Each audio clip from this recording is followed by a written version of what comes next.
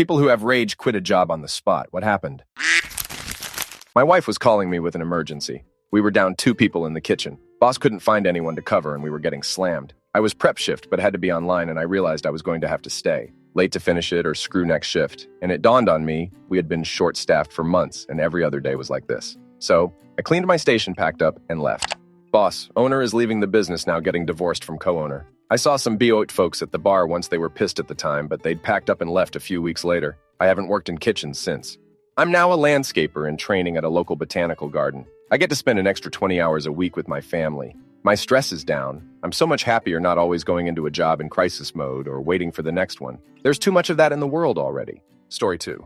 I asked my boss if she could give me a schedule instead of expecting me to be on call from 6 in the morning to 10 at night, Monday, Sunday. She acted like I was asking her for 6 months of paid time off and then said no, and I never went back. Story 3. Retail. 2 weeks before Christmas. I live somewhere it snows a lot, and at the time took the bus to work. The roads were very bad, and the buses were running late. My phone was dead. The battery didn't keep a charge very long anymore, but I couldn't afford a new one.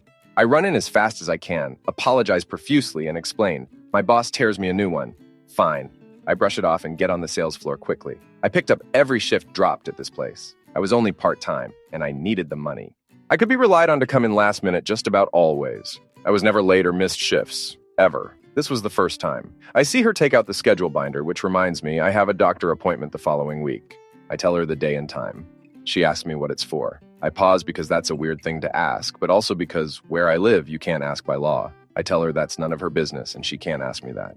She tells me if I'm going to screw her over at Christmas, it is her business. That was it. I marched to the back room, got my things, and walked right out saying, "Now you're screwed," and flipped her the bird.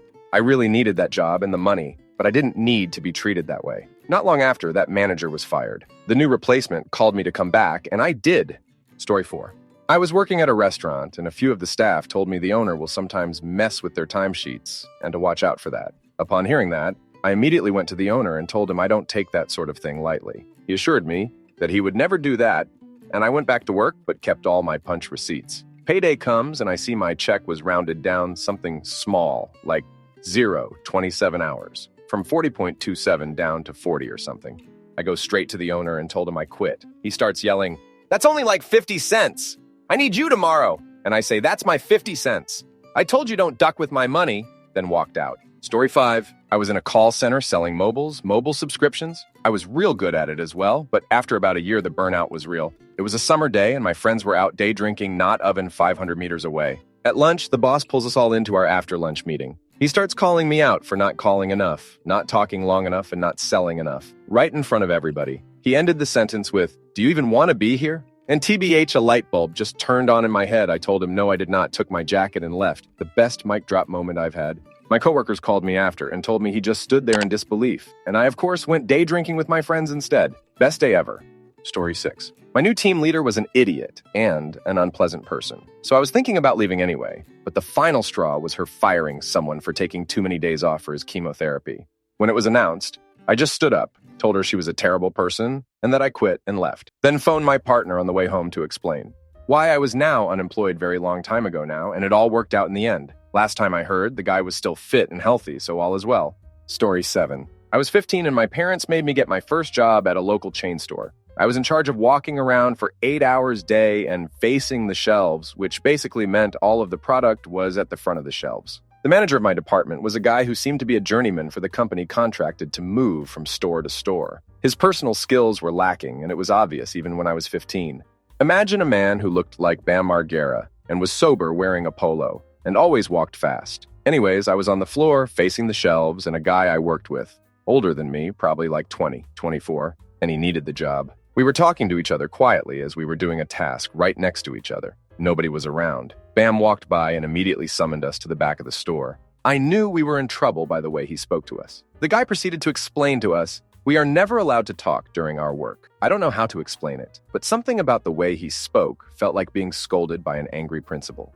Before I could say a word, the guy I worked with was extremely apologetic and said he was sorry, and it won't happen again. Bam looks at me for a similar apology, and I told him, "Damn you," and I walked out. Not sure if I'm the a-hole in this situation, but I was 15 and I was pissed, and a no-talking at work policy seemed unreasonable. Story 8. Not me, but my husband, before we got married. He was paid a flat salary, no overtime pay, but he was promised time off in place of overtime. He worked nonstop. I mean, there were days when he wouldn't go home. He'd just work through from 8 a.m. to past midnight the next night. His record there was 110 hours worked in 1 week. He would go home to feed the cat or get groceries. They wouldn't even let him go home to shower when he pulled all-nighters. One time he asked me to shave his head in the garden because he didn't have time to go to the barber, and while I was doing it, I realized he'd fallen asleep. While I was shaving his head with those clipper things that are loud and vibrate against your skull. He took a day off once, and his one manager even went to his house to find out why he wasn't at work, even though he'd notified the office. His landlord yelled at the guy and accused him of slavery. Anyway, he eventually lost it one night. He was told to work overtime to meet an insane deadline for a massive national event that was coming up. And when he expressed frustration about something, the other manager took his glasses off, got in his face, and asked, "Do you want to hit me?" So he put his office keys on the desk and said, "Duck you, you're on your own," and walked. The manager was stressed. Calling him, begging him, offered him $10,000 just to work that night. He even called me and begged me to convince my husband to go back to work. I told him to eat crap. Story 9. My manager verbally berated one of my coworkers and friends for running drinks from the bar instead of being at the host stand. She was asked by another manager to help run drinks, and this manager was. So abusive, it brought this sweet girl who was just trying to help to tears. I decided right there I was done, but wanted a little petty revenge on top. They were always short on bartenders. And I was the only one scheduled in the bar the following night on a Friday. I came in 20 minutes before my shift and told that manger that I won't be working as of now because of the way she treats her employees. Story 10. My nonverbal autistic client was becoming increasingly aggressive because her dip-crap dad was insisting that her direct support professionals, 2 other women and me, take her out for a total of 10 hours a day. Sometimes people just want to relax and be at home, and she was no different. Anyway, she suddenly freaked out and grabbed me by the hair and started yanking me around in the middle of JCPenney. A stranger had to help calm her down and get her off of me. At this point, I was 2 months behind in being paid, and her dad kept telling me the money was coming. I wasn't going to accept getting beat up at work for free. So I drove her ass home, left her with her brother because the dad was out of town at a conference, and quit. I told the woman who worked the shift after me about what happened, and she quit in solidarity with me. Story 11. Worked for the city of Manhattan Beach, sweeping the Strand, from El Porto to Hermosa Beach. There was a crew of 4 of us and our supervisor, a woman whose name escapes me now. She wasn't the problem. Her boss was the problem. He micromanaged all of us every day. No matter what we did, we were doing it wrong. What the duck was wrong with us? What a bunch of loser-a-holes. Just what you'd expect from a loser city that allowed ducking jets to be hired, etc., etc., etc. One day I'd had enough. I said, "This is bullcrap. I'm going to quit." My friend Dan said, "Hey, you can't quit without me quitting." His brother Rob said, "You can't quit without me quitting." The other guy, Tom, was like, "Well, Duck, if you're all going to quit, I'm going to quit too." And our supervisor was like, "Hey, you can't all quit just like that." "Oh, wait, you can. Duck it. I'm going back to college in 3 weeks anyway. Let's go." We got in the maintenance truck, drove to the city building, and quit en masse. And true to form, our supposed manager basically laughed at us and said, "I'll have a new crew hired by Monday." We later found out he got fired, which was nice, but we still weren't going to go back because it was a crap job anyway. Story 12. Small nonprofit hired a new coup who sucked up to the director. Director liked having her ego stroked and made our lives hell to give in to coup's whims. The last nail was when she mocked my boss, a very qualified, hardworking, kind, and efficient program head, because she was taking care of her extremely sick husband at the height of COVID and caught COVID herself. Director called my boss lazy for actually resting during her sick leave, unlike our coup, who was apparently still working while sick. Coup tested positive but had no symptoms, and she was only signing documents which my boss had prepared while actually being in bed with fever. The director didn't know this. Furthermore, the director said, "This is how it's going to be from now on. If you don't like it, I want your resignation by the end of the day." Half of the total staff quit on spot. F that lady and her suck-up team. All of us are much better off now. Story 13. My manager was a bleach blonde nutjob who only had her position because daddy owned the restaurant chain. I was the assistant manager and basically ran the place while she sat in a booth and chatted with friends all day. 3 weeks before my exit, she hired her friend who had no restaurant experience to be a waitress. 2 weeks after that, she got married for the second time. She was 24 and was to take off on her honeymoon a week later. 2 days before she was to leave, she left me a note in the office telling me that her new waitress friend was going to be in charge of the restaurant, zero experience managing anything, while she was gone. The next day, I walked in at the start of my shift and walked up to the table where she, her new husband, and daddy were sitting and talking. I dropped my keys on the table and told her that I wasn't about to be managed by some idiot she dragged in off the street 3 weeks ago. Her father asked what I meant, and I realized she hadn't told him about her decision. I briefly explained and then left. As I walked away, I heard him tell her that she created the problem and now she had to solve it, and that if that was going to ruin her honeymoon, that was her fault. Story 14. I was sick of working 95-hour weeks with zero appreciation. I got called on the carpet for someone else's mistake and they blamed me. I was like, oh hell no, and quit on the spot. They called me being very apologetic a week later and asked me to come back. They were going to have to hire 2 people to do my job. Technical writer who always made the deadlines, even if I was up for 2 days straight. So I negotiated a pretty big raise, a title, and an extra week vacation per year. I stayed another 3 years. Story 15. I managed an ICU for all of 3 months after working there for years. The director of nursing effectively told me to send people home early, despite not having much wiggle room already. She twisted my arm, so I did. Then the Dawn offloaded her patients into the ICU so the numbers would look better before night shift. These our patients did not need ICU-level help. She made these decisions an hour apart. Then someone had a heart attack elsewhere in the hospital, and my now very short-staffed unit had to go to that patient. And we had this absolute cluster duck at the end of a long 13-hour shift. When I confronted her, as well as other admin, about their ability to duck with my nurses and our patients, they literally told me to stop talking because they wanted to move on to a new point. I checked my badge and told them, when the lawsuits come because someone else died, I'll be long gone, duck you. I left and went back to bedside nursing the next week elsewhere. Story 16. A new restaurant owner forced the kitchen to remain open after the fume hood died during a hot summer night. We made it through half the dinner rush before the chef had to be evac'd to the hospital. My manager said she totally understood when I quit. I don't think she was in a spot to quit as well, but it was written on her face that she wanted to. It was obvious the new owner bought the location without any intention to invest a single additional cent into it.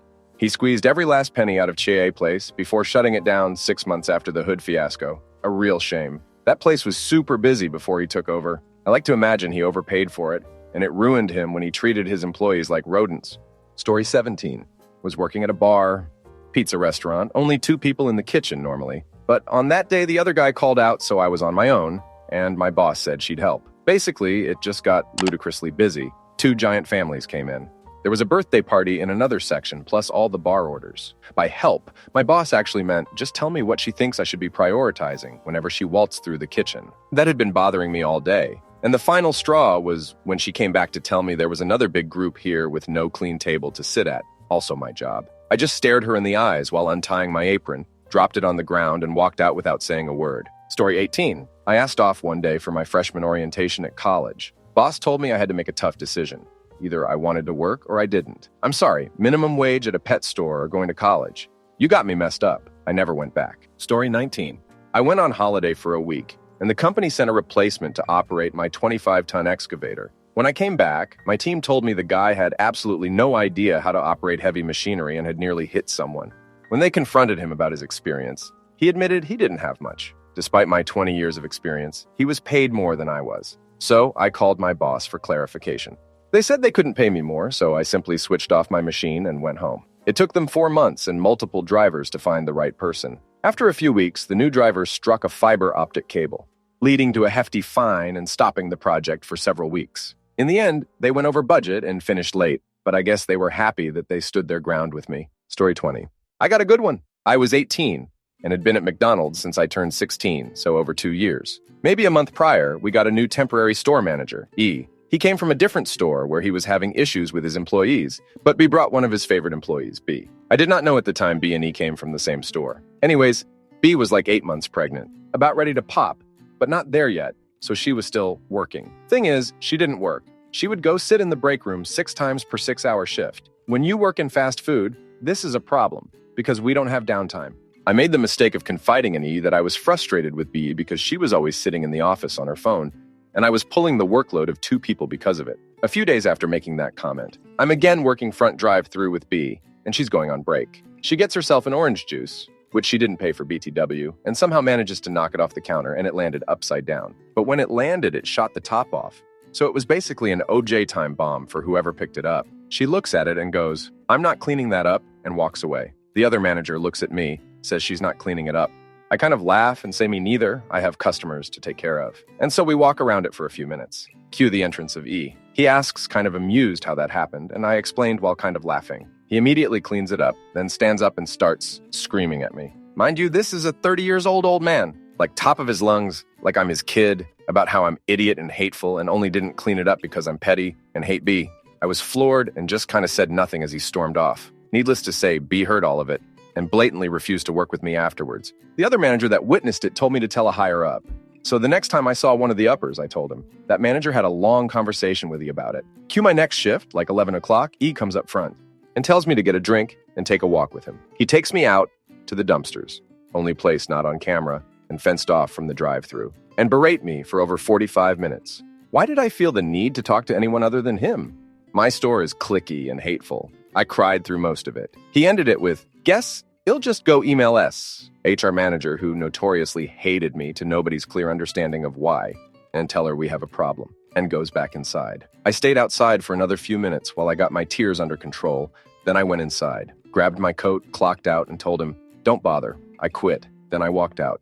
He told my manager friend that I was just upset and didn't mean it. I did, in fact, mean it. I brought a set of donuts in the next day with my hats and a letter that said essentially, "Due to personal conflict that I feel is best left between me and the person I had it with. My employment is over here effective immediately. Thank you for all my friendships I gained here." Next month, I went in for food, to use a coupon, and he comes running up front from the back and starts yelling at me about if I was there to write more letters about people or something like that. I was just like, I'm not an employee anymore. I am a customer getting food. Then I stayed TF away from there for like 6 months. I got a new job at a pizza place the same day I walked out. Story 21. My boss had a habit of jumping to conclusions with no evidence. He did this one time too many, blamed me for his mistake, and called me to his office and screamed at me until he was red in the face. I went home and never came back. Story 22. I worked at a call center for a crafty dial-up provider. In like 2008, I worked nights to supplement my day job income, which was low because I was an intern. They had super shady cancellation practices. Customers had to jump through hoops, and it was borderline impossible to cancel. After like 2 weeks, I got a call from a woman whose elderly father tried and failed to cancel many months prior and had racked up all kinds of stupid finance charges and was in collections. She was so sweet and almost in tears because they simply couldn't afford it. I quit on the spot. I called the manager a greasy piece of crap and walked out and called the lady back on my personal cell and apologized and told her how to get out of paying it. Story 23. I worked in a well-known hotel chain in the UK and was the night shift manager and only one on staff there. A new area manager started and instantly disliked me. Daily, I had to clean the hotel, not part of my job spec. Had to do additional tasks, which were her jobs. I was also removed from a range of trainings the rest of the team received and then told off. When I didn't attend this training, I knew nothing about, or told off for not understanding something new, which was part of this training I wasn't part of. I was basically being pushed out of my job with small things. I then found a document in her office outlining long-term removing of me and replacing me, printed emails. I waited for an evening I knew she was at a work event, out drinking away from town.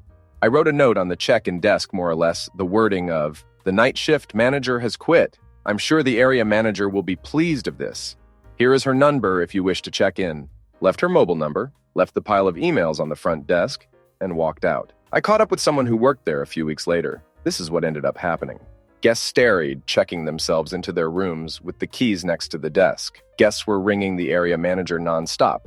Her phone was off. The main guest service phone was closed due to being after 6 p.m., so no one could get hold of the hotel chain. Once the area manager's phone was turned off, she apparently had a stupid amount of texts and answer messages from guests. The bigger managers were with her, so got involved instantly, albeit while drunk. Big investigation took place where the top managers came in and basically turned the hotel over, checking everything. I got an apology by email from that manager for everything, offered my job back, all of which I ignored. She got fired for the evidence they found. Also turned out she was selling substances from the hotel on her shifts, which they found evidence of. I was 18 at the time. I just couldn't be arsed anymore. Feel bad for the guests looking back. Glad she lost her job, though. Duck you, Lorna. Story 24. I'd been complaining to my supervisor that my operator, I was in a mill, was setting the machine to double, sometimes triple time, and then walking off, leaving me to bust ass for no reason as we didn't get production bonuses for anything. This would also often cause the machine to malfunction and often get jammed with the product. Operators were supposed to clear these jams, but where he was Maya, I had to. I was risking my limbs doing so as I was not trained to operate yet and could not turn off the machine, but if the machine totally broke because of a compounded jam, I would definitely be crap-canned. Also, if I was caught clearing the jam, I would be reprimanded. My boss was a huge who could never be made happy. He also knew my operator personally as the son of a good friend outside of work, so it was apparent that nothing would ever come of it. However, the day I quit, I was told by a friend of mine I was good to move across the country to live with him and start fresh. I'd saved up quite a bit of money and was going to ride out a 2-week notice and be a good employee, as I'd been brainwashed to be. But then it clicked, duck these a-holes. So I went in that day. Go figure.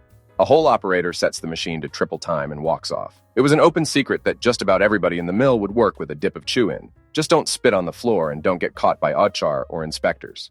So I meandered up to a buddy and asked him for a nice big dip, which I didn't often do. Went back, leaned on a support beam, and watched the machine cranking out a soon-to-be overflowing amount of product onto the packaging table in the conveyor belt. Mind you, these machines are huge. The belt would crank out a dozen across at a time per 2 seconds. Before long, the product was falling onto the floor, burning and melting to the forming plates as the machine was not meant to run that fast or that hot. And I could hear the telltale whines and clunks of what would become a truly enormous jam. My dip buddy looks over and just knows. He'd witnessed the bullcrap and had talked to me quite a bit about it. He laughs, "You're crazy duck," as I just bust a gut. The chaos is reaching a fever pitch. I'm just spitting into a water bottle. In comes supervisor, screaming right off the bat. "What in the duck do you think you're doing? You better clean this ducking crap up or you're done. Package what's salvageable and ducking move." I smiled, dumped my spit bottle on the floor, topped with the full wad out of my mouth. Double middle finger about an inch from each eye. "Get your golden boy operator in here to clean up his mess. I ducking quit." Cue the sputtering gasps and trying to tell me I can't quit and have to fix this as I'm walking away, stopping to say bye to the employees I liked and laughing. As the real big boss, the dude who just sat in the office with a window overlooking the whole plant, is storming down the stairs. The last words I hear over the machinery are him to a whole supervisor. Where? The duck.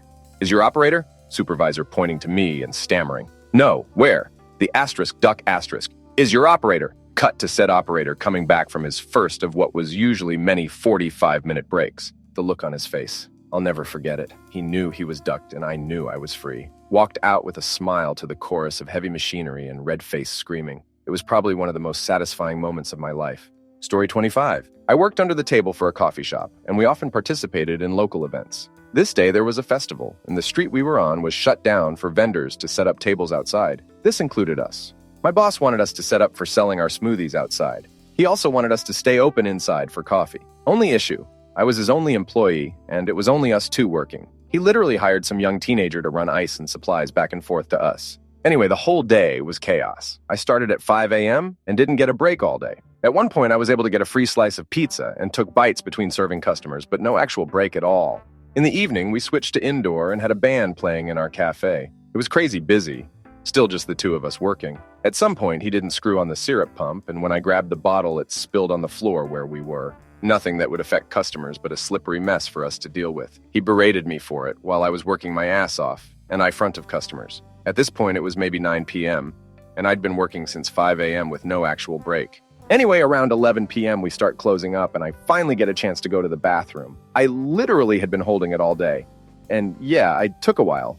Maybe 10 minutes, because I just wanted to sit down for a moment of peace. I get out and he questions me about why I took so long, and I tell him it's because I haven't had a break all day. He says he gave me a break when I had the pizza, like, no dude. He continues berating me while I'm working my ass off trying to close up, and finally he accuses me of doing substances in the bathroom. I was certainly not. I end up berating him back for not giving me a break when I've been working 17 hours straight. Being a get-to-me in front of customers for the syrup thing, that was his fault, and then accusing me of doing substances when I took 10 minutes to myself at the very end of the night. His response was, "Well, you tell me you take medication. What do you take? I don't know that you aren't an addict." And y'all, I was on antidepressants. And this the first time he pressed me for medical information, that wasn't his business.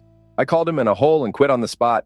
This all happened in front of one lone regular just enjoying his coffee. Anyway, ex-boss refused to give me my last paycheck until I returned my work shirt, so I returned it covered in cat hair. And when I dropped it off, I caught him looking at dirty film on his laptop while at work in the cafe. Gross. He even tried to convince me not to quit, said it was a hard day and he understands I was probably just tired. Hell no. Gross mother ducker. I called him in a hole again and explained why I'm quitting again, this time in front of more customers.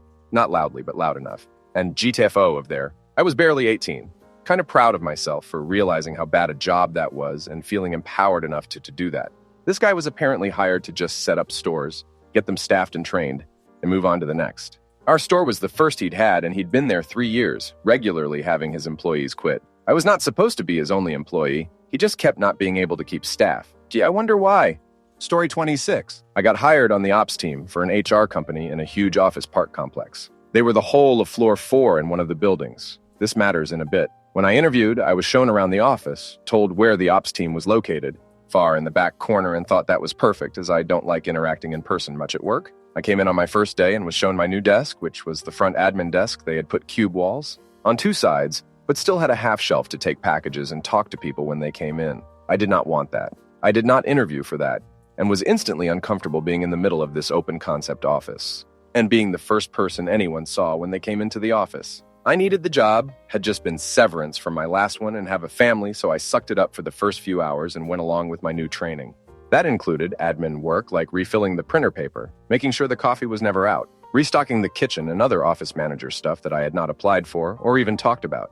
Around 10-ish, the coup came in, this short, round little toad of a woman who walked around with a face like she smelt crap everywhere she went. Instantly, the office went quiet. No one was talking and everyone was back at their desks. And I kid you not, no more than 10 minutes after she came in, she yelled out her office door that she couldn't print. And the new admin boy, I was 35 by the way, needed to go fix the printer. The lady who was training me sheepishly got up, came over to me and showed me how to change the toner and paper and let me know that Ku does that very often. When I got back to my desk, I messaged my wife that this position was probably not going to work out and let her know why, and she was shocked and annoyed I was let on. Around 11:45, so 15 minutes before my lunch break was set to start, she came over to my desk with this massive stack of papers that had hundreds of single-spaced lines with names and said I had to input each one into an Excel file, and they needed to all be done by the end of the day, and that I could just work through my lunch. I started on it, got maybe like a page or so down in 15 minutes, and then watched as the coup walked out on her lunch break, talking on the phone about meeting up at some bar. Well, I was done if she could go on her lunch, but I had to work through my very first day's lunch, then no way was I staying. I made up some excuse to the lady who was training me and said I had to run to the store to get something for my kid before daycare pickup and would be right back. As soon as I was out the office door, I ran down the hall and down the stairs to my car and got the hell out of there and went home to apply for more jobs. I did get a call a few hours later from the lady training me asking if I was coming back, and I said not if the coup was still there and hung up. Story 27. My last 3 jobs have been rage quits. Last job, I was an ASM at a clothing retailer. Fast fashion, crafty clothes for cheap prices, and crafty neighborhoods with crafty customers. We were incredibly understaffed, but corporate refused more hours. We, the SM and I, had no time to actually be managers. Instead, we were forced to spend hours at the cash wrap ringing up customers because corporate didn't want anyone in the store cross-trained. So it forced our stockers to run the floor and deal with customers in a capacity they shouldn't have. I quit after the left side of my face became numb, and I was lightheaded and dizzy. I called my DM to tell her I was heading to the hospital, and her only words were, "Who's covering your shift?" I told her no one. I was locking the doors and going regardless. Cash wasn't accessible to the team, and she could figure out how to get coverage because I was having a medical emergency. She said that if I left, I was fired. I dropped my keys on the table in the break room, told the team to lock the door behind me, and walked out. Second job, SM of an adult novelty store. Incredibly understaffed with limited payroll. We were open from 12 p.m. to 2 a.m. every day. I got there at 9 a.m. and was supposed to work until 6, but most days worked until we closed. The final straw, I got there at 9, onboarded a new employee. The entire staff scheduled for the day called out. Morning and evening. I was told I was being written up for having to close the store due to no staffing. Like that was my fault. So I sent a scathing email to my boss, his boss's boss, and hair, and told them exactly what I thought of the company. Blocked everyone's numbers and went home. Third job, worked as a store manager for a gas station chain. Crafty company with a crafty boss. No training, no explanation of expectations. The store was being ran by his nephew and the supposed DM. I had to basically throw out all of the dairy product and all of the refrigerated food. I scrubbed that store spotless. They hadn't changed the cheese bag in months. It was brown and disgusting. I worked 6 days a week, 5 10-hour days, and 1 6-hour day. I could write a novel about the bullcrap the owner pulled and the disgusting state of his stores, but that's not why I quit. I quit because he came in screaming at me about the car wash being broken.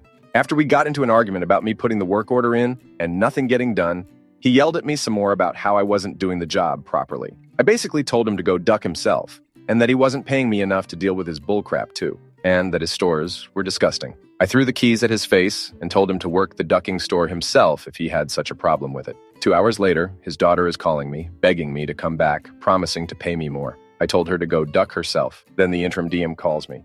Tells me she'll work on getting me 40 hours like I was promised in the interview, but I would have to suck it up until then, Told her to duck off too. Story 28. Wrote a company-wide email putting the owner, CEO, and his VP on blast for how horrible they and the company were.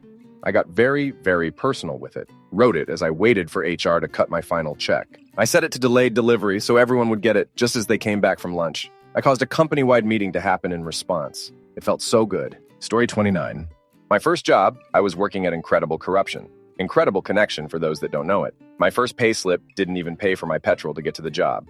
Okay, fine. I'm new, and it's a sales consultant job. If I make more sales, I'll get more pay. 2 weeks later, some dude comes in claiming he's building a tech school. Wants to buy 15 laptops. I get him organized with decent laptops, just slightly over his budget.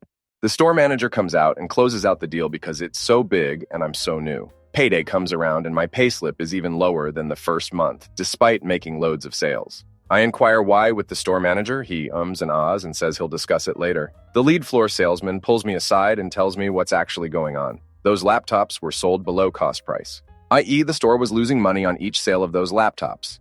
My contract stated I made 8% of profit or loss, so by selling those laptops, I was eating into my commission. 2 hours later, store manager confirms that that is the case. 10 minutes later, I had my immediate resignation printed, signed, and submitted. Yes, I'm blacklisted from working there. So what? I've actively redirected all potential customers to competitors for the last 10 years. Since I'm in it, that's a fair few people. Story 30. I'm not sure it completely qualifies since it was technically my last day, but I used to work in a hospital as a pharmacy technician. I was warned upon starting this job that hospital staff can be cliquey, but I hoped to get along with everyone. Didn't happen. I'm not sure why some of my coworkers didn't like me, or if they even had a reason, but for the most part, they were at least nice to my face. I'd only catch them gossiping if they weren't aware I was nearby. I accepted that they were kind of just like high school mean girls and didn't let it bother me. So here comes my last day as my home schedule has changed, and I can no longer be available for the hours they require. One of these mean girls can't seem to fake being nice for one more day. She is being short with me, demanding things from me, and putting off a good chunk of her work onto me. I was already busy filling 2 positions, and her additional laziness was getting frustrating. Despite that, I did everything I could. The second I sat down to rest, she started to berate me, asking if I had delivered meds over to the clinics, which yes, I had attempted delivery already, and some of the offices weren't available. It was standard practice to then store the meds in pharmacy and wait until the next day available to be delivered, in this case, Monday. It wasn't good enough for her. She yelled at me, an adult to another adult, to do the delivery again because the meds needed to be delivered stat. Now, it was Friday afternoon. Most clinic offices were closed for the weekend. None of these offices were going to see patients in order for these deliveries to be so urgent. They could wait until Monday morning. Instead of accepting that as reality, she grabbed the meds and shoved them into my hands. I argued that there was plenty of time for her to do this run as well. Since I'd observed her sitting and chatting with fellow coworkers for well over an hour while I worked, I took the meds, half of which I couldn't deliver because offices were already closed. The other half, which I could but other nurses had to take since the specific doctor nurses weren't even there. I decided on my walk back, as I calmed my shaking and tried not to cry, that I was done at that moment. It was only 2 hours until my shift was to end, but it would be a busy 2 hours. I walked downstairs, packed up my stuff, heard this girl gossiping about me and yelled something back, handed in my badge to my boss and told him exactly why I was leaving and who was to blame, and walked out the door. My supervisor tried to stop me, stating I had 2 hours left and 1 more med pull, but I told her I wasn't going to be treated that way by an equal. Had a superior asked me to do something, I would be happy to assist. But then again, a superior would ask nicely. I cried all the way home. Such a toxic workplace, and I know I didn't deserve that. Story 31. First job ever, still a teenager. I worked at a breakfast place, similar to IHOP or Denny's, and Christmas morning I was covering 3 zones. Mine and the 2 guys on either side of me who were so hungover, still drunk, that they were taking turns puking in the employee bathroom. We were beyond busy and had been since we had opened at 6. It was sometime around 8:30 a.m. when a real prize of a man and his family are getting seated at the first table next to my section, or the 2 I'm covering. I'm walking away from a booth 4 or 5 away from them. I have menus, the order ticket, and a carafe of hot coffee in my hands. 9 tables wanted coffee in the morning, so it was just normal to greet guests with a carafe. This vile excuse of a human sees me doing my job and decides his response, before even sitting down, is to yell at my teenage, overly stressed, haven't had time to go to the bathroom for an hour because of drunk, hungover coworkers, dealing with a whole line cooks, being harassed by one manager and discriminated by the other self. Yes, I was in a great headspace. Get over here and get my ducking breakfast. yelled from like halfway across the restaurant on Christmas morning. I went from stressed to rage. My memory is just my coworker catching my arm before I could throw the coffee on this guy. Pre-McDonald's coffee lawsuit. Our crap would have probably sent him to the ER. And then realizing I was in my car at a stoplight with the menus and order tickets still in a death grip, one half wrapped around the steering wheel. I have a foggy memory of someone yelling, and Texas Burgundy is gone. We're on 12S. How seating is broken up when 12 servers are on the board. I know I yelled at that hole. No clue what I said. About a week later, I stopped in to return my uniform and get my last check. Was told that Guy and his family were removed from the restaurant by the police. They got 50% off and the station is just around the corner. Shouting distance, really. So there was almost always a table with them there. Nothing happened to the two drunks. I called the GF wives of every guy who had been crafty to me and told them everything. Phone books and landlines were still a thing. The one cook who was a jackass in general, but not anyone specifically, like he was grumpy but never said vile crap about anyone, would say this crap sucks, but not you suck. I called his mom and told her she raised the most decent guy there. But don't tell him I called. After I got my check, I waited for about a month and then called the health department and told them everything I had ever seen. And they failed their surprise inspection. Reopened a few days later. I have always been polite to anyone in customer-facing roles, but now I'm quick to shut down a nasty customer when I see it. I'm also quick to call or email managers when I see good service. It means more when you take the time after you aren't there and still reach out. Story 32. Worked at a restaurant doing like 10-hour shifts. They had me prep, dishwash, and cook. I couldn't take a proper lunch because if I did crap, it would pile up worse than it already was. Nobody helped me with crap. They made me work Thanksgiving and Christmas. Managers would be standing around talking when they could have helped me. My raise was 25 cents. One day I woke up and just said, duck that and just stop going in. Story 33. I was a 15-year-old dishwasher and showed up to an overflowing sink full of dishes because the afternoon guy called out. The grown men at the job were underachieving losers who either relentlessly teased me or harassed me. After an hour of my shift of being picked on by men in their 30 AS, I had enough. I walked over to the punch clock, picked up my time card and held it high in the air. I locked eyes with the biggest bully and saw his face change from laughter to surprise, and he said, No, don't clock out. I said, Have fun doing those dishes, clocked out, and never went back. Story 34. My daughter was just born 2 weeks ago, and I said I couldn't work overtime anymore, and they said they needed me to get my priorities straight, and if I can't be there when they need me, they don't want me. I stood up and shook his hand and said, I guess this is it then. Good luck, and walked out. I kept the rage inside. But it just about broke out when I received an email 20 minutes later about his shock and disappointment. His disappointment that I chose spending time with my newborn over his business. Story 35. I worked a singular day at my local Dairy Queen. This place was pretty old. Been there my whole life. The interview went fine and I was hired on the spot. When she was adding me to the schedule, I only saw 5 other names. I figured this would get me more hours. So whatever. Fast forward a few days and I go into work. I get there 10 minutes early and they let me put my purse behind the office door. The office door which was in the lobby, and they never closed. They asked if I knew how to count change and immediately put me on the register. Then I started making blizzards. They had 1 spoon for every 3 toppings, so everything was contaminated. The blizzard machine looked like it had never been cleaned. The cook was not wearing gloves, and I never once saw her wash her hands. It was a mess in there. All of the trash from the day was just piled up in the back room. I'm talking at least 20 bags with a ton of cardboard boxes. At the end of the night, they tasked me with bringing the trash out and mopping the bathrooms. Not cleaning the bathrooms because they didn't do that there, only mopping. It took me 45 minutes to bring all of the trash out. I mopped with the soap near the fill station and mopped the floors in the bathrooms. I was then scolded for not using the other cleaning solution, which was in a weird cabinet nobody even told me about. When I was done, I grabbed a rag to wipe down the counters. A coworker told me she already did. There was literally no difference on the counters from the time I took trash out to the time I was fully done. It was 10-hour shift and nobody even mentioned breaks. Never showed up again. Story 36. I was in college in the late 2000s, and my side gig was telemarketing. It was an easy gig because we were the 1800 number on the TV commercial promoting the product, so the people calling were already interested. My only job was to read a script and try to upsell. Decent money for a teenager with no experience. Then we got this new product that was different from all the others. Somehow we got on a list of senior citizens who were interested in cooking. We would cold call these old folks, convince them they won a free cookbook, and then lock them into a $60 a month cookbook club that was too confusing to get out of. The pitch was, we noticed you like cooking and want to send you a free cookbook. And they'd be like, oh, that sounds nice. And so we'd grab their details and send them a cookbook. The hook was if they did not physically drive to the post office and return the book within 14 days. they'd be locked into a $60 a month book club for the rest of their life. The keyword was risk-free, as in you have 2 weeks to let us know if you want it, and if you return it, you won't get charged. And we all know that most of these poor gits were never going to do that, so they all get hooked into this expensive monthly subscription. It was straight-up predatory marketing and disgusting.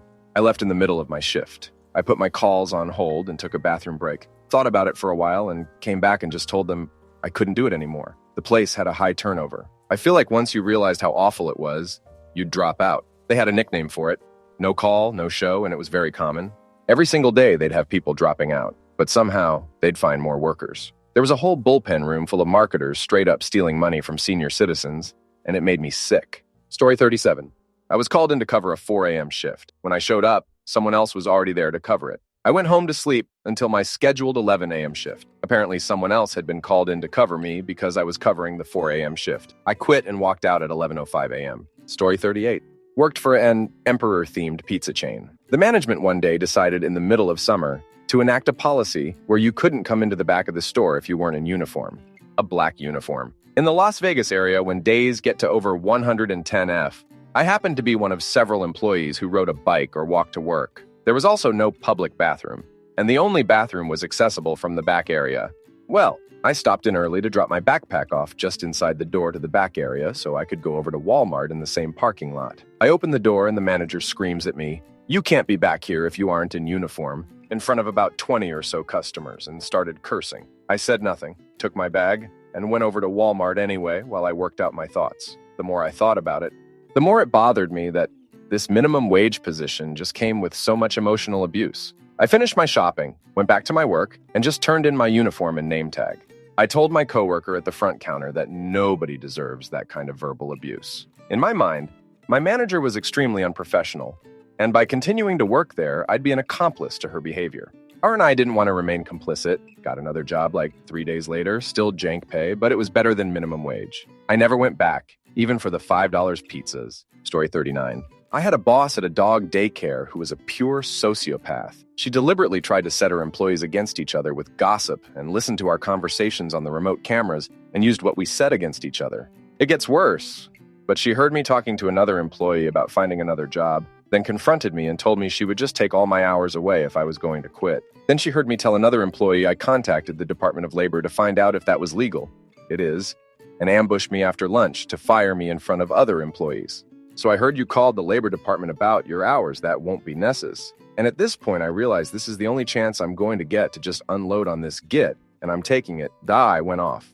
Okay, first of all, you insane Brazilian git. Who the duck do you think you are? I unleashed the beast for 10 straight minutes, right in her ducking face. I told her about when we lied to her face about throwing away shock collars. She used dogs on the customers without their knowledge or consent. How she's a miserable and ugly human being. The employees hate her. We all dread her coming in because she ducks everything up. How she was ducking stupid. Her husband is probably a rapist. Raked her over the coals about the time she forgot a customer's dog in the car for 3 hours in May and then lied to the customer about it.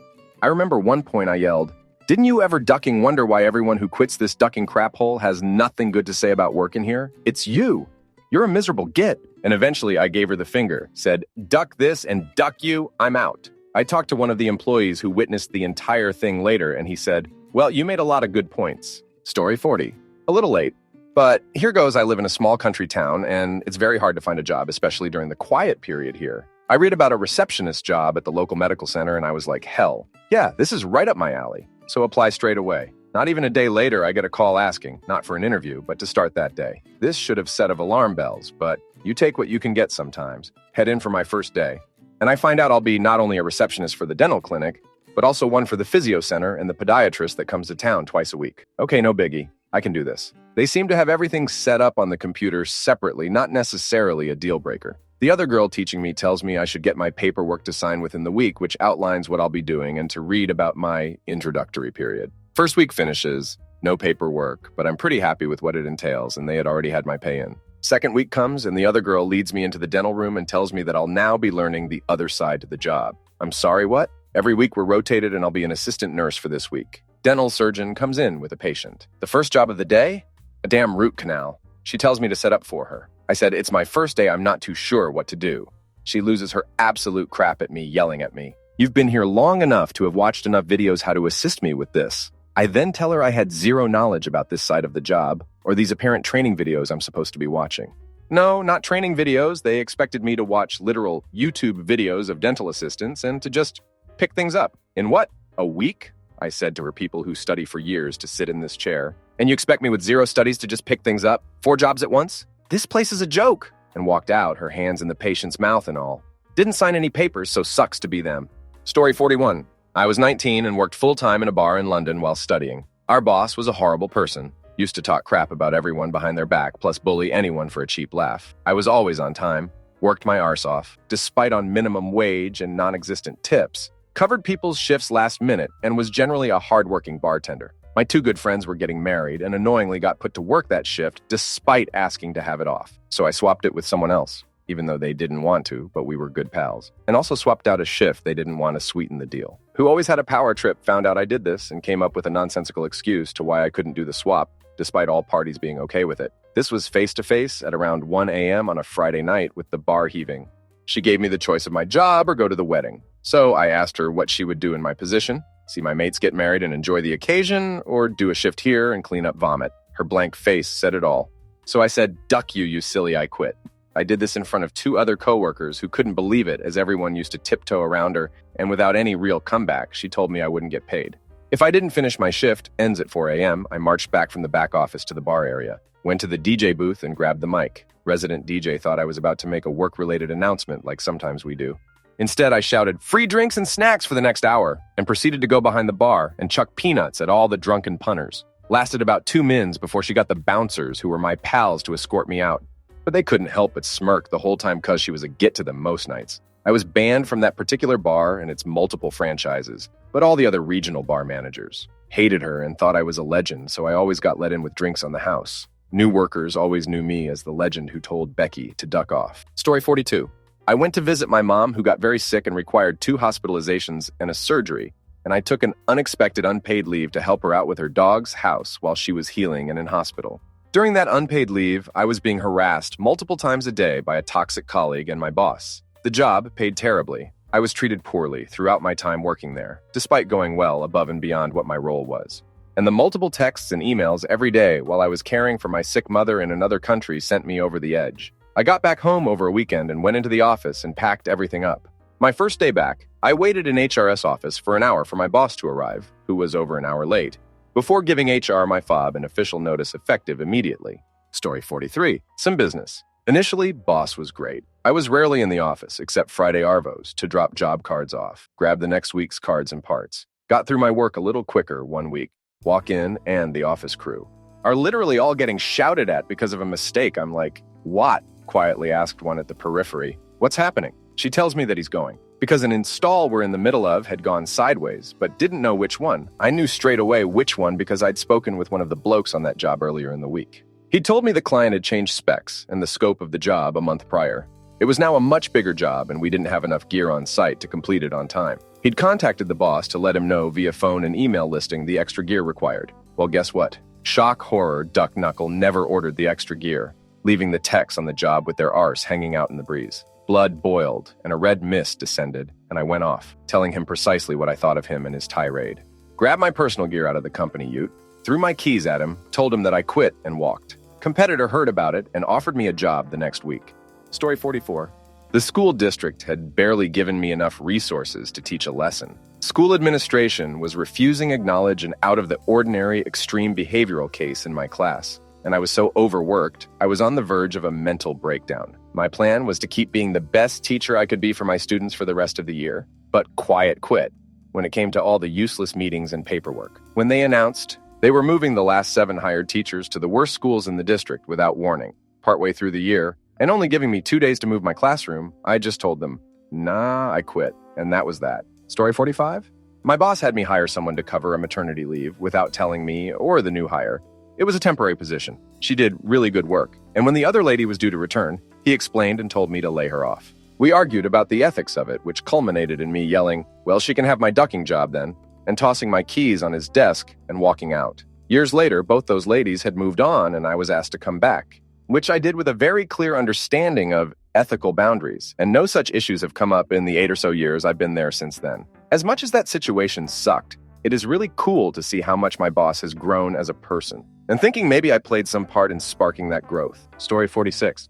I've done it twice. First one, roofing job right out of high school, summer in CA, so the cool days where 90F was paying around $10 per hour, so well above minimum wage. Not so much at the job, but the guy was an idiot and was yelling at me all day.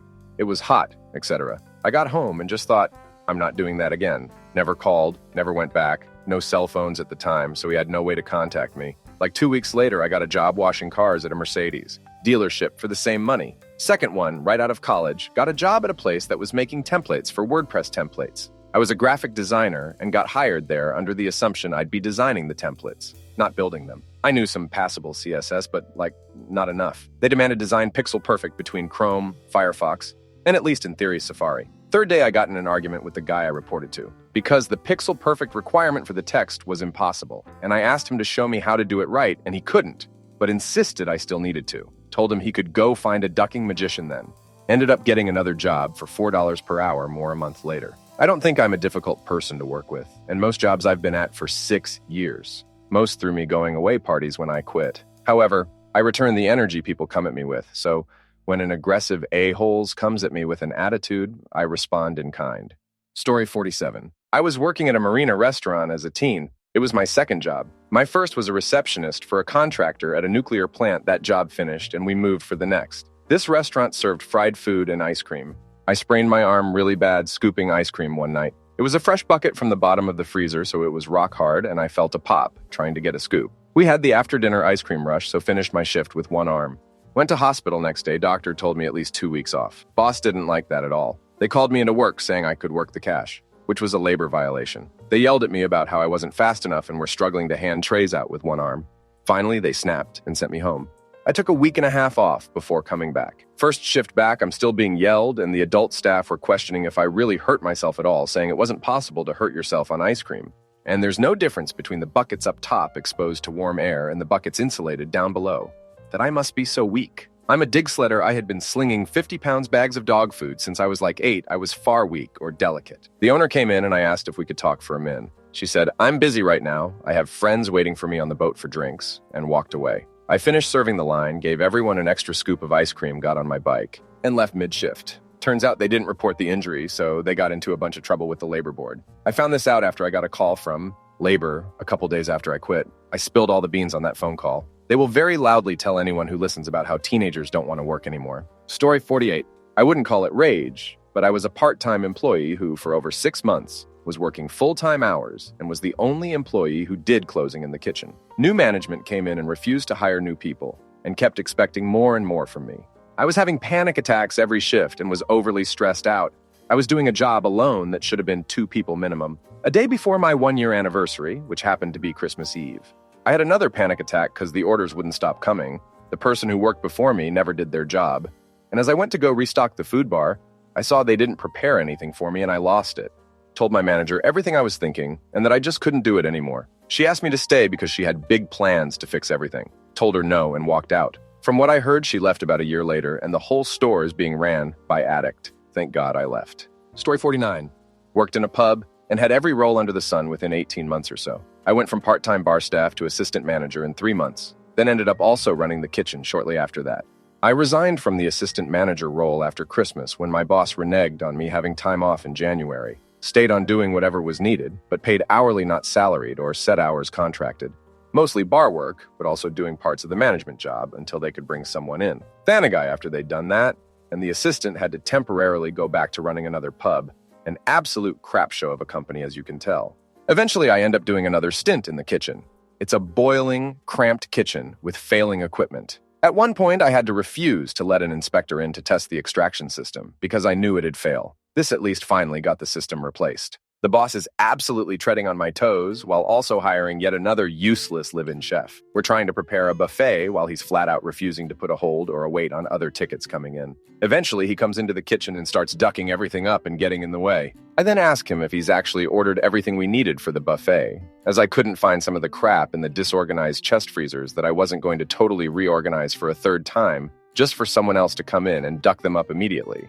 He says he hadn't. Doesn't do anything to address this. Doesn't even seem to care. So I go out to the bar, ask them for some money from the till, and tell them I need to run to the shops to get stuff for the buffet. I go grab everything they need, come back, chuck the food into the kitchen, give the bar the change and the receipt, and go to the pub down the road for a pint. Sent the boss a text a little while later saying that I wasn't coming back. Story 50.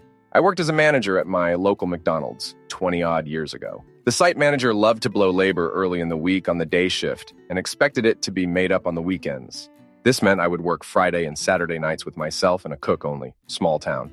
I would run drive-through and frontline, and he would run the kitchen. One Friday, we got hit with a bus after the high school football game ended, so we were swamped. Long story short, my cook called the area manager's phone to ask him a question earlier in the night. The area manager showed up at the store, and instead of jumping in and helping us get our head above water, he asked me to step outside of the building to ask me why my cook had called him. I wasn't aware of the call, being busy running at minimum 2 positions and didn't see the issue. But according to him, he was paying me to be on top of everything, regardless if I was only scheduled with myself and one employee. And I should have been up to speed and have prevented it happening, as it had interrupted his dinner with his family. About 10 minutes into the ass chewing, I'd had enough. I'd watched the clerk of the experience attached to the McDonald's lockup and left a few minutes before, so I took my store keys, put in my pocket, and threw them on the roof. I handed him my headset and told him if I sucked so much, he could close up himself, opened the front door, and told the cook I was out. He asked if I could give him a ride home, hopped the counter, and quit with me. The area manager called me about an hour later, wanting to know where the ladder to the roof was so he could get my keys to lock up. I let him know the ladder was in the office of the Exxon that was already closed for the night, and that he could duck off. Duck you, Tommy. Story 51. Had a crafty job at a store, sort of a national-scale electronics store around 15 years ago. Worked there for a few years. It wasn't that bad, but not good either. You could say it was a regular crafty job with more or less adequate salary. Then one day, without any warnings, one of the higher-ups managers visited our store and began presenting us how they made some calculations and found out that our salary was too low. Wow, great news, right? Turned out we weren't doing enough work stuff. So in order to balance increased salary, 20% depending how long you've been working there, you'll need to do basically 50% of current stuff. Plus, they added all sorts of tracking, KPI, etc. Prior to this, I was already thinking of leaving the company to find something better. I was young, impulsive, so it escalated in a flash. I just stood and said, "This is bullcrap. Just leave us a current, unfair salary without raising the workload and leave us alone." The manager was trembling, like literally trembling. I believe she never had an experience like this before. She stormed out of the building, and in 5 minutes, my boss quietly asked me for a quick personal chat. Turned out, she, the higher management person, called him and said to fire me immediately after storming out of the building. My boss said it wasn't personal and he's okay with me, but I overextended this time and he couldn't do anything. But as I've said, I was already planning on quitting. So I just thanked him for being honest and asked what papers I needed to sign. Fastest job quit in my life, by the way. Everything took like literally an hour or so. That lady must have been really pissed off. Story 52. So I was working as a Christmas temp at Curry's PC World in the UK. The 23rd of December 2015, maybe 16, I don't know. Meeting before store opens, and the guy in charge of Apple products specifically tells us if anyone wants a gaming machine, send them to him. Which me and another guy looked at each other with a bemused look as soon as he said it. So that put me in a bad mood. Few hours later, this lady was buying a laptop for her daughter, who she specifically told me was going to university in the coming year to study computer science. She ended up buying a laptop for about 500 pounds IRC, and we had to upsell the Microsoft Recovery USB thing. Basically, the help tech team, I can't remember their name, would do the recovery USB setup for them and charge 40 pounds for the privilege.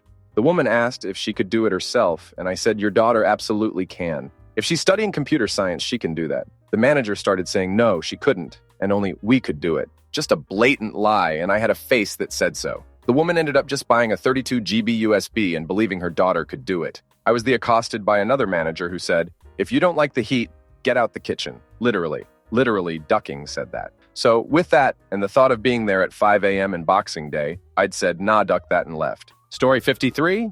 I had just finished a 2-day-long wax-up on a 9-unit dental bridge. I set it on my boss's desk to QC so I could get it cast into gold by that afternoon. Boss was an erratic and emotional diagnosed bipolar. He was having a bad day and had been off meds for a week. 3 hours after leaving the case with him, I checked in to see if he could approve it so I wouldn't fall behind on time. That was a bit much for him at that moment, and he blew up, yelling at me to stop nagging him, saying how impatient I was, and eventually he threw the wax-up model across the room and it shattered, screaming, "Here, take it, model, wax up, $5,000 articulator, all broken cause he felt like having an outburst. Every coworker saw him obliterate my hard work and his expensive equipment during his tizzy. I was terrified and started crying because that crap scared life out of me. I took 15 minutes to compose myself. 2 days worth of work destroyed because he was off meds. I walked back in and found that he had dipped out and gone home for the day, leaving everyone else nervous about interacting with me. I had to clean up the mess he left. I pulled his wife, our Har lady,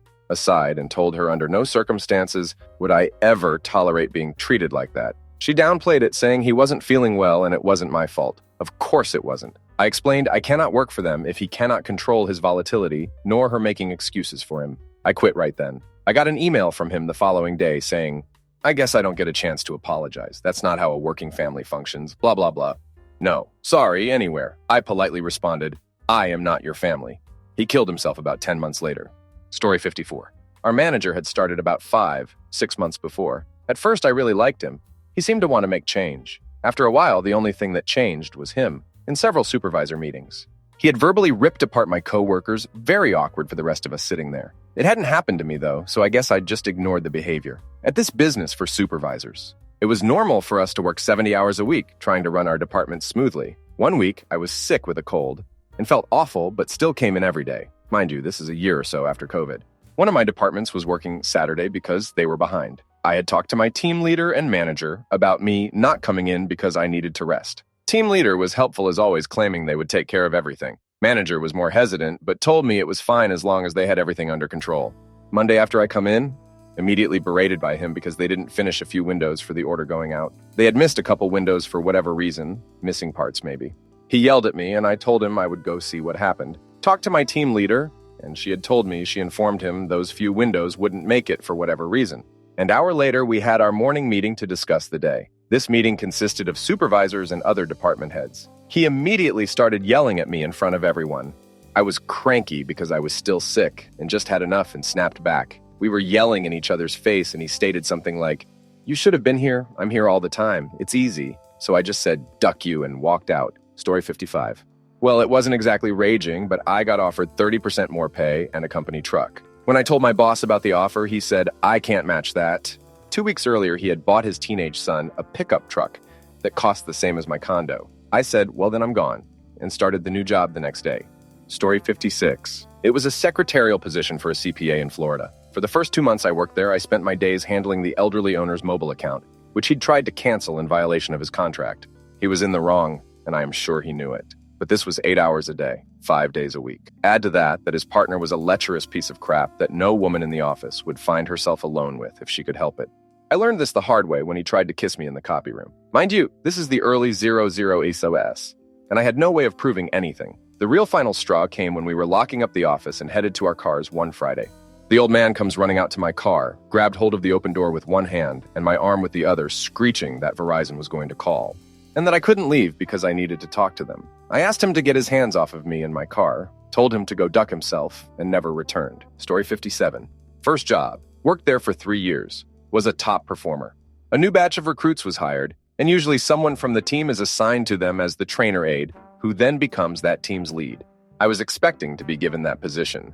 The manager gave the position to a girl from the previously hired team. The manager was pretty sweet on her, and she wasn't a top performer. And there were at least 6 others from her own batch who were better than her, not to mention about 12 others who were more qualified and had better experience. I went up to him and asked why I wasn't chosen for the position, and if there is something I could improve. He told me I didn't have the required qualities. Nothing else, no other explanation, no elaboration what these qualities were supposed to be.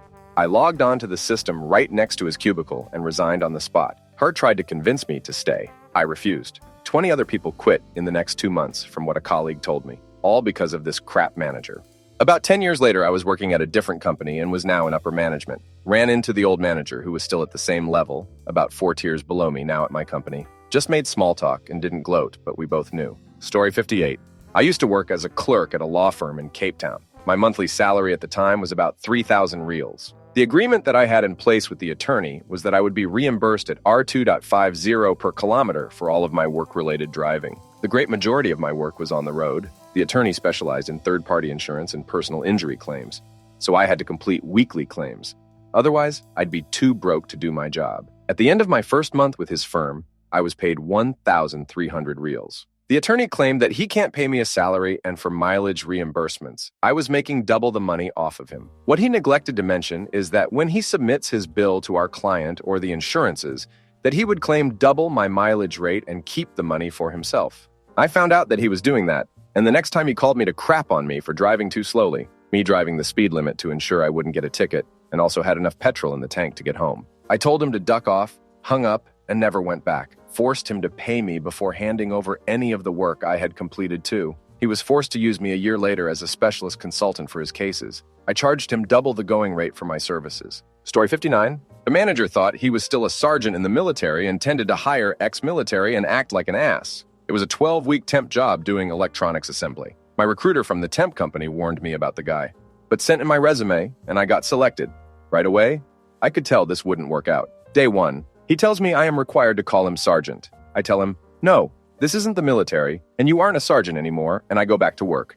The next several days, he was up everyone's ass because we had a huge order to ship. He came in one day just riding everyone's ass and being a bully, gets to me and starts barking commands to me. I'm just sitting there calmly doing my work, which pisses him off even more, so he gets in my face. I stand up and step forward so we are nearly touching noses. I lost my crap and just let it fly. I must have called him an a-hole 20 times while I barked back at him.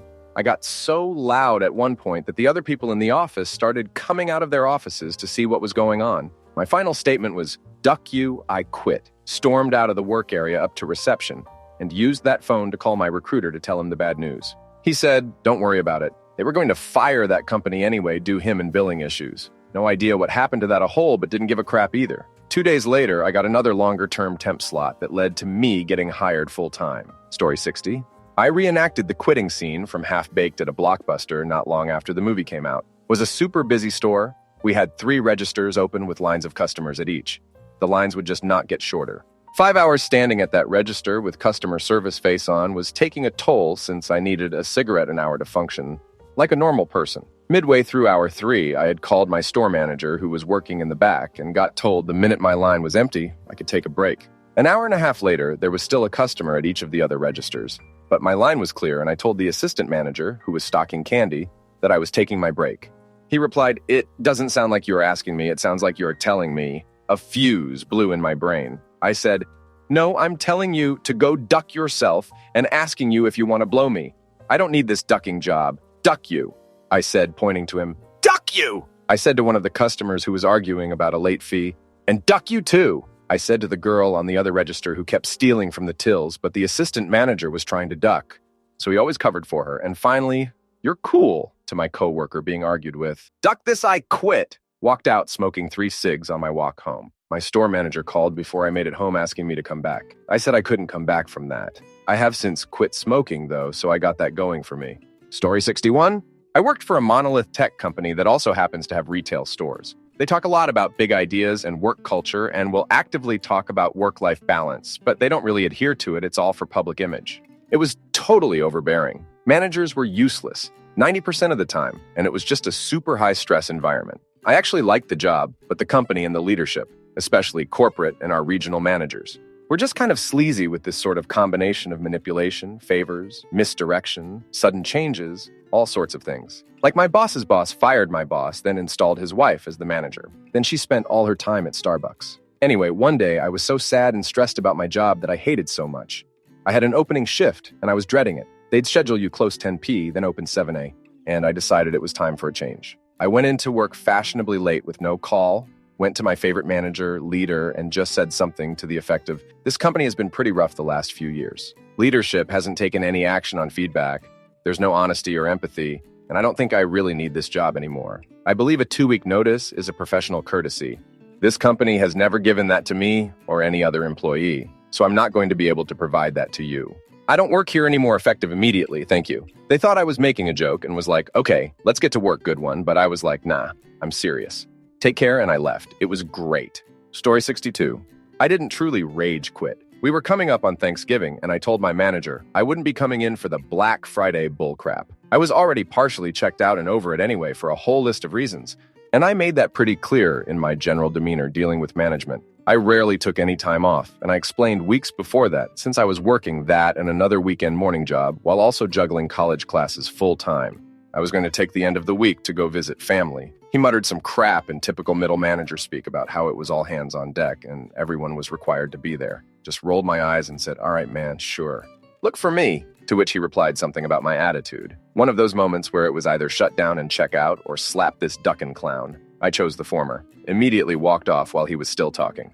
Clocked out for my shift and never clocked in again. Never responded to any calls or texts from any of them. Basically, ghosted them. The company, an old retail electronics chain, was bought by liquidators, and all stores shut down months later. I finally visited the store again when it was being stripped for parts because only then did they actually terminate me and wanted to give me my last check. Turned out both my sales managers and the GM all got the boot shortly after I left, anyway, along with the news of the impending transition, so I wasn't the only one who checked out. Story 63, I was facility manager for a private school. 2 days before school was out for the summer, a parent called me in the evening and said the principal said they could contact me on my personal cell phone. Their child had swallowed a penny, and they asked me to provide the kid a bucket at school to poop in so they could find the penny. I made every poop joke I could think of and hung up the phone. My wife was next to me and said, "Absolutely not." I was like, "Obviously." The next morning, I got to school and opened my email. The principal had emailed me, "P.L. see me tomorrow about student and a bucket. It's easier to tell you in person." I had a brand new preschool toilet seat in a box. I opened it and hung it around my neck and waited at the front door for her to come in. When she saw me, the first thing she said was, "Oh, good, you found a tiny toilet seat for the bucket." I told her that I would absolutely not provide a child with a bucket to poop in.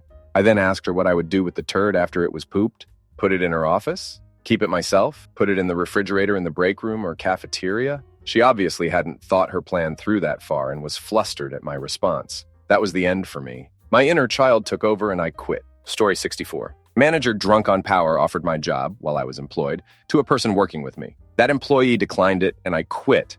Not out of rage, but out of it not being worth my time or mental health to work there anymore. Maybe not exactly a rage quit on the spot, but I used to work at GameStop, and the district manager I had was the type of middle manager with a superiority complex. The type that was just terrible at managing people and the business. My entire team had just recently quit due to this district manager being awful. I stayed because I was in school and needed the money, health insurance. I helped the new team coming in acclimate to how the store works. After maybe a few weeks or so, he offered my position.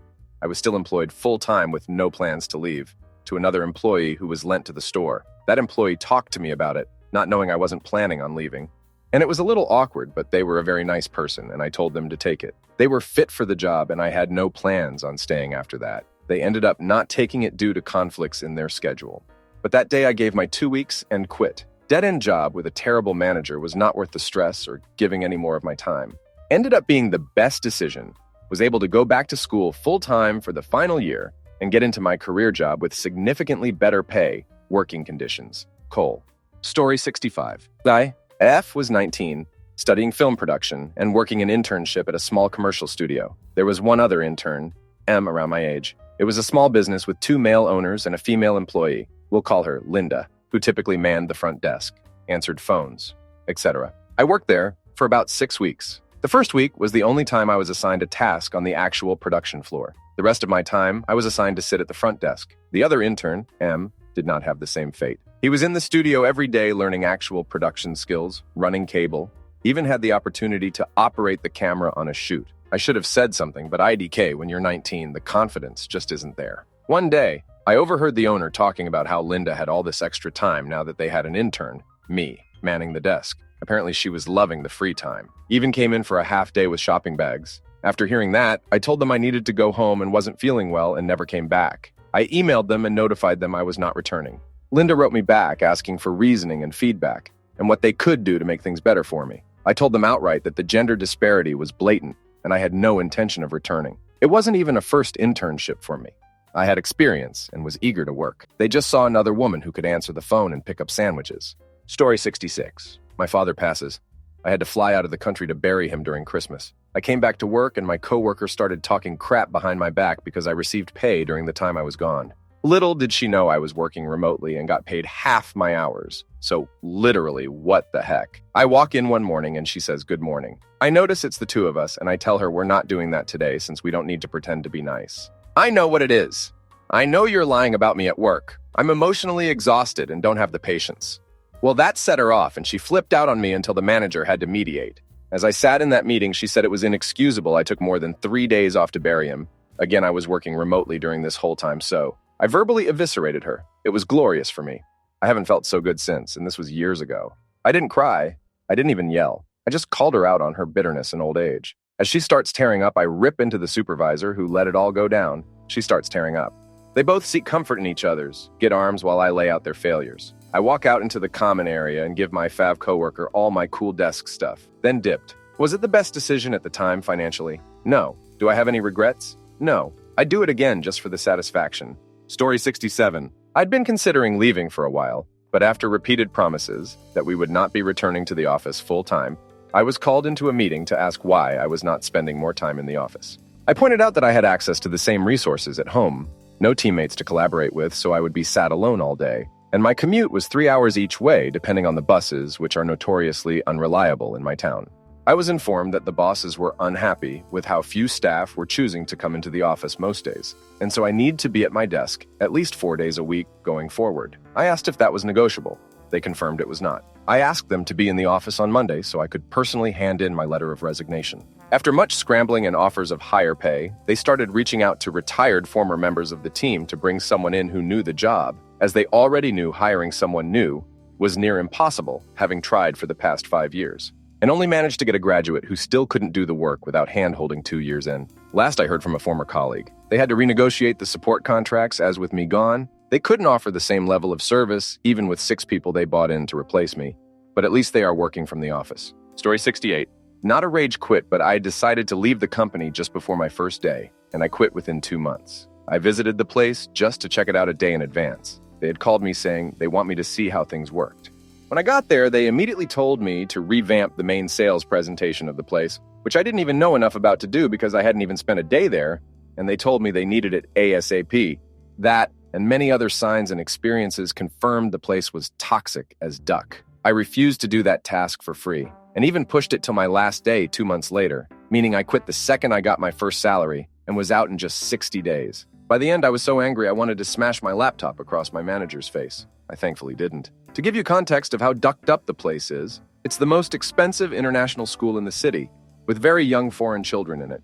It is situated next to a river, which sounds wonderful on paper, but that river is literally an ecological disaster, where you literally see mini tornadoes of mosquitoes. Dengue was rife among staff, and they still were going to go ahead and construct the school boarding right there, which would have endangered literal children's lives. I don't know if they went ahead with it. Story 69. Last time I rage quit was when I'd taken a catering job to make some cash. It became my main gig quickly, but then I was shoved off to a cafeteria inside a manufacturing facility that my catering company won a contract with. It was a decent job for about 7 months, had every weekend off, but the pay was crap. The main issue was our team lead who did nothing, and there were 5 women working in a very hot, cramped space. When our new team lead came on, she was clueless, untrained, not trainable in the least, and she felt threatened by everyone, so she would constantly gossip, trying to stir up drama and pit people against one another. I could see all of this for what it was, but I was not in the mood for any of it. And the daily grind of attitudes, arguing, petty behavior just boiled over into the team lead sabotaging people with failing to place orders, ruining product, and hiding products. I knew I was going to definitely quit, but wanted to get my ducks in a row before I quit. But when the day came, that was just it. She didn't order a bunch of food we had needed for breakfast. Passed blame, and then when she was done raging, she wrote a dumbass quote in Sharpie on an expensive commercial freezer. Nah, I literally tore off my uniform work shirt, security badges, work badges, and keys. Walked out in my bra through the big-ass parking lot to my car, got Starbucks drive-thru, and went home to cry. Story 70. I told my boss I could create an online store for him. He said, great. I said that's a lot of work to create and maintain, though. And generally more work comes with more pay. He got angry and said he can tell me to do whatever he wants. And I have to do it. I explained that we have a deal of labor for money, and if we change the labor end, we also need to change the money end. He then stormed out and sent me an email with a list of duties, most of which were new. Then he came back and asked if I understood him now. I said, yeah, you're an idiot, and I quit. Story 71. I had an altercation with one of the assistant managers the day prior. She walked up to me while I was eating lunch on my break and had a few things she wanted to ask me. At this point, I was already dealing with some B's due to dress code. They didn't want us wearing jackets over our shirts in a warehouse setting that matched the outside temperature, and it was January on Long Island. I wasn't comfortable in freezing temperatures, and I wasn't about to put out my shirt over my jacket. something they actually suggested. So I told her, talk to me after my break. I was a little rude, but so is asking someone about their job on their break. Anyway, I finished my day up without any issues and went home. I come in the next day and the head manager was there. He sees me clock in and sends me home for disrespecting one of his colleagues. I'm pissed because I had to get up at 5 a.m. to drive my wife in, separate department, and then wait 2 hours for my shift to start. Now, I don't know how he didn't get the hint when I flipped him off and left, but he called me, desperate for help as they were already running a skeleton crew. I laughed and hung up the phone. I received 2 weeks of calls from the guy, and each one was just as sweet as the first. Story 72. I worked part-time as a lot associate, guys who collect shopping carts and help you load your vehicle, for Home Depot while in school. One night, the manager on duty came up to me and said, "We've got a bit of a mess in the men's room I need you to handle. Come with me."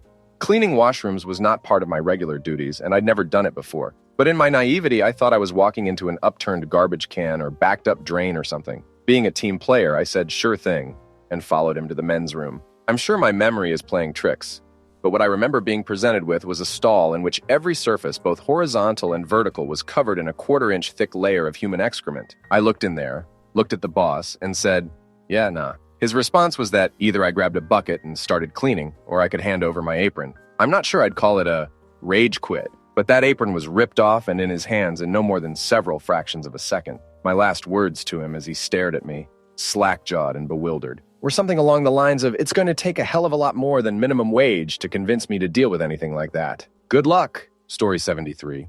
Blockbuster, I was in college and working there part-time as a shift manager. We had change in store manager and Tracy came in. She was good buddies with the finance girl. This was a franchise Pam, who I never got along with. The store manager added some new duties, which was fine. Mostly reporting stuff. I was fine doing it at closure, which was after midnight. On the first week of a new reporting, and I forgot to run one. Pam questioned me why I didn't do it, and I said I forgot, and said something like, I'm never going to remember this one." Pam told Tracy I was refusing to do my work, and Tracy wrote me up. I had been working there 2.5 years, and never had an issue with my old manager. It was clear they were out to get me. The day I was written up, I was also scheduled to close, which I did but. I spent the whole shift providing the best customer service and credited late fees left and right. At the end of my shift, I closed the tills like I was supposed to. Didn't do any of the reporting and texted Tracy at 12:01 that I was quitting and my keys were in the Dropbox. Later, Tracy was fired BC. She was using the petty cash as her personal piggy bank. I'm still pissed. I loved that job. Story 74. Not quite quit on the spot, but I worked there for 2 years. They had been ducking me around a lot and then told me to come to the office for training and a supervision like a progress report. When I got there, they said the training was online. And the person I was meant to be seeing hadn't come in that day, so I had to just go home. I told them, "Well, you had best find a manager somewhere fit me to speak to because I'm quitting." They scrambled someone up. I explained my grievances and told them I would be working the shifts I had the rota for. This was on a Thursday. There were maybe 3 shifts between then and Wednesday the following week. And then that was me done. I didn't have a job to move on to. I just needed to leave. He said, "Sorry, it sounds like we have really failed you as employers." And I left. Halfway home, I got a call from another manager saying I needed to work a month's notice. I argued that I didn't, as I was still on probation. They said I wasn't. I pointed out that I had to be, as no one had ever marked the training that was meant to be done within 6 months of my start date to get out of probation. They went to speak to HR and then called me back to say that on second thoughts, Wednesday would be fine. Story 75. When I was a university student, I got a part-time job at a small supermarket. Second shift, I had to close up and then front up all the stock after the other staff went home. Got my pay the next week and only paid to closing. Owner told me he gave the staff a 10% share of the net profit based on paid hours worked. Left at closing that night and dropped the keys back through the letterbox. Fast forward a few years in a different industry. And my boss's wife came into the office when I was on my honeymoon. She couldn't accept my office was bigger than his, probably because I did all the work, and then raged that my mobile phone bill was huge. They were all work calls to clients, made on my honeymoon. I fronted him and said either she goes or not I go. He chose me. They actually got divorced. And then, finally, in yet another different industry, they decided to corporatize and appoint someone above me. That was fine. But he was intimidated by my presence and knowledge and made my life hard in the comfort that I'd just taken out a $1 million mortgage. He tipped me over the edge one day, and I told him to shove it and walked out. The company owners paid me very well for the next 3 months to work from home until I found something else. Story 76. I was electronics associate at Walmart, about 2008 Cherokee. I had been there 3 years. I managed to be fine with most things, but the one thing that always got under my skin was pulling, where they pull an associate from another department to work elsewhere. Worse if you got pulled to help unload the evening truck. Anyways, I was starting to come down with the flu, but management wouldn't let me go home early, despite me looking like a wreck and barely being able to function. Then 2 p.m. rolls around and they start pulling people to zone the grocery aisle. They tell me the guy who is obviously suffering from the early stages of the flu to go zone the produce, bakery area. You know, the area with food exposed to the elements. The assistant store manager was a sissy kiss-ass wuss everyone hated anyways. The type who would fire you in an email at the end of your shift while they were out of the store. I tried to argue that putting me up to handle all the product up there would be a really bad idea with my flu symptoms. He said he didn't care. I either go to the zone or don't come back. He loved to make thinly veiled threats like that to throw around his authority. I took off my badge, dropped it on the floor, said goodbye, and left. Had this been post-2016, I think things would have gone way differently. Story 77. I was 14 and working at a McDonald's in a mall. The manager kept saying gross stuff to all the girls working there, asking if we had ever given BJ. We were all in high school, from freshmen to seniors. One day, he had walked behind me while I was making an order. He grabbed my ass and acted like he had to squeeze behind me, and it was unavoidable. At what was supposed to be my break, I ordered food and a supersized Coke. I was at the register and my friend rang me up. I called the manager's name out wicked loud, and the moment he turned around, I chucked that supersized Coke over the counter with as much force as 14-year-old me could muster, and it hit him in the chest and went everywhere. I got a job at Brigham's Ice Cream at the other side of the mall an hour later. Story 78. I'm pretty good about not burning bridges, but this happened and shocked me so bad that I couldn't stand to even be around my manager for one more second. I was working at a coffee shop, and there was a guy who was very much into me and was very forward about it. I had just started dating my fiance and wasn't interested, but was nice to him as he was my coworker. He started being creepy, and I told my boss, and she said she would take care of it. A couple weeks go by, and the guy fully grabs my butt with 2 hands and thrusts towards me while I was bent over to get something off a low shelf. I jumped straight up and went to my manager's office to report it. She couldn't be bothered to even take it seriously, and she didn't believe me. I told her to please roll back the cameras because there was proof. She told me to calm down and to finish my shift. And then we could address it then, since she was so busy with inventory. She wanted me to continue working around this person who just violated me. I told her she could go duck herself, took off my apron and name tag, took my tip share, and walked out. Story 79. Was working as a tinner for a local construction outfit, showed up to the site one day, and it just starts pouring rain. I'm talking the kind of rain where you can't see more than a few feet in front of you. The job we had been working on was an angled, seamed tin roof about 4 stories high. I asked my boss if we were going to just call it a day, and he says, "Nope, this needs to get finished by tomorrow." I protest and say that not only can we not see crap, anyone going on that roof is coming right back down. Anyway, up I went, crawling on my hands and knees to lock in my safety harness. I got locked in and immediately slid off the roof. So there I was, dangling from my harness, 4 stories up, and they couldn't even see me from the ground. I hung there for 10 minutes before I was retrieved with a boom lift. The minute my boots hit the earth, I was told I had to get back up there and give it another go. I said sure thing, tossed my company crap in the parking lot, and walked to a gas station to call my brother to come grab me. To this day, it's the angriest I've ever been at work, because I knew someone was going to get hurt. Story 80. I was 16 or 17, working at a big chain store. Main color is blue. Worked a few months in the summer, then had surgery and needed 3 months or so months off before doctor cleared me to be able to stand for at least 4 hours straight. When I got the all clear, called to be put back on the schedule. Called for 3 weeks to get my schedule. They never had it, but told me to come in and do a short shift while they figure it out. So I show up on the day and time we agree to. Go to clock in and my numbers don't work. I go to the shift lead and she writes down, I'm there, and says she'll log me. I do my 2 or 3 hours, check out.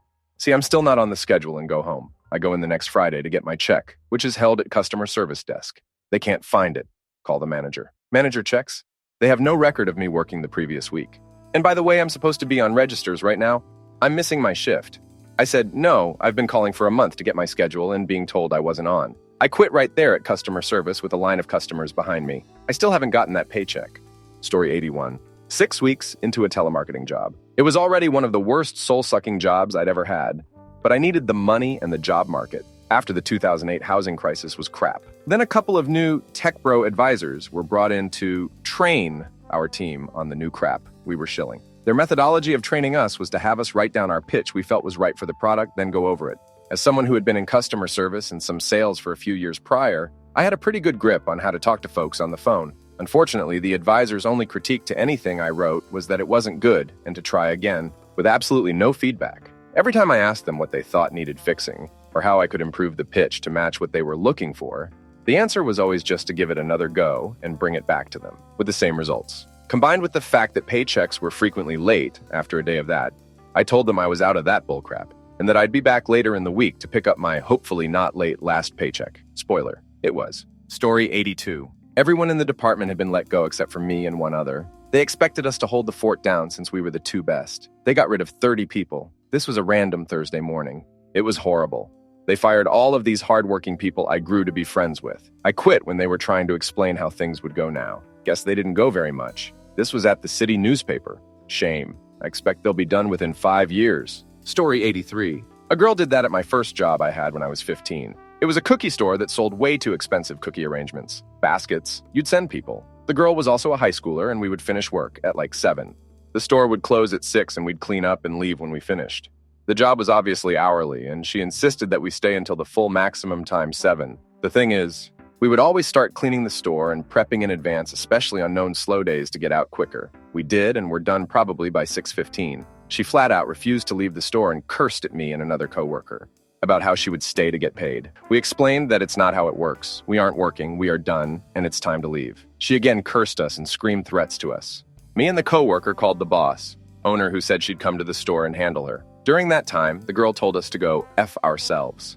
And she rage quit on the spot before knocking some stuff over and storming out. This was like 20 years ago, and I'm still blown away by the insanity of that girl. Story 84. Got called in on my day off, knowing I worked every weekend since I started job and was going through the death of my father and losing my fiancée in the course of the same year. I never once complained or brought my issues to work. The manager and his idiot lackey tried to force my hand by thanking me for picking up a shift, even though I told them I'm not coming in on my day off. So manager calls me and says, "You owe it to the residents to come in and work." They doubled down and did this crap again a month later. I quit immediately and told them that next time they want to force someone to work, make sure it isn't someone who just lost their father and fiancé over putting work first. I still never got the time to myself to grieve properly. I rushed back to work and got treated like crap and talked about behind my back. I will never make that mistake again. Duck jobs that think they own you because they pay you for the work you do. Don't stick around with abusive jobs or people. And I'm usually not the type to put companies on blast, but it was Solstice Senior Living, so be very wary of how they run things if you work for them. Story 85. I worked for a really weird place that subcontracted laundry cleaning to the NAs in the accounts department. The whole day was spent in silence. I've never worked anywhere like it. The woman I worked alongside had massive anger issues. She was trying to conceive, but because her partner had 2 kids with his ex, they weren't eligible for IVF. Every month her period started, she would be absolutely horrific to me. And the fact that the office was silent, apart from her raging at me, made it even worse. I handed my resignation in, but my boss was in floods of tears, and I felt so bad I took it back. The rage from my coworker kept on, and one day was particularly bad. I sat in my car on my lunch and rang my boyfriend in tears. He said, "Just go home." And I still can't believe it now. I look back. I sent my resignation and security key, and they sent me a letter saying they hoped I found a nicer job. I was out of work for a couple of weeks, but soon found something much better. Never looked back.